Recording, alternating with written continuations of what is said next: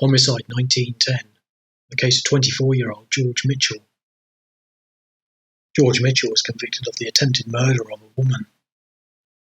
The woman had lived at 39 Rendell Street in Plymouth with their two children aged 12 and 5 and George Mitchell. They were sitting down having tea on the 16th of October 1909 when the woman asked George Mitchell if he wanted some tea. She said that knowing that he was hard of hearing, she asked him a second time and said that he then got hold of her and that she remembered nothing more.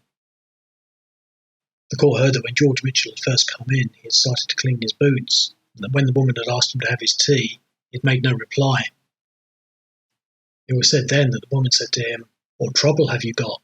To which he replied, "I'll make some trouble for you," and then rushed at her and seized her by the throat and made a gash in her neck before anyone could realise what had taken place.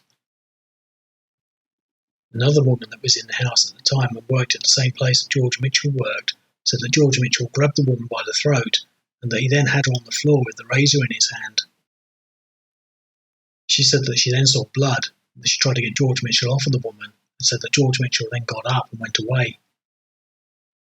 It was heard that it had been a deliberate act and that it had been made with considerable force, as the wound was found to be 5.5 inches long and some 2.5 inches deep. It was heard that the police had acted with great promptitude and had removed the woman to the hospital where she was attended to.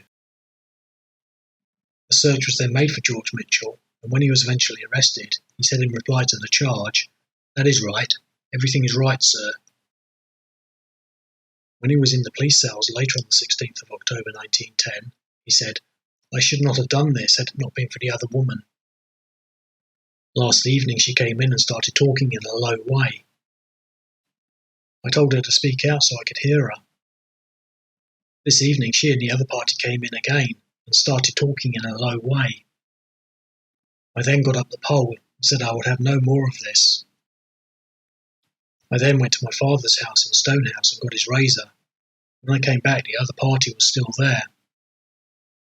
I then took hold of her and done the trick in the presence of the other party and the two children." However, at his trial, when he addressed the jury, he told them that he had had no intention of striking the woman and that he had only intended to frighten her.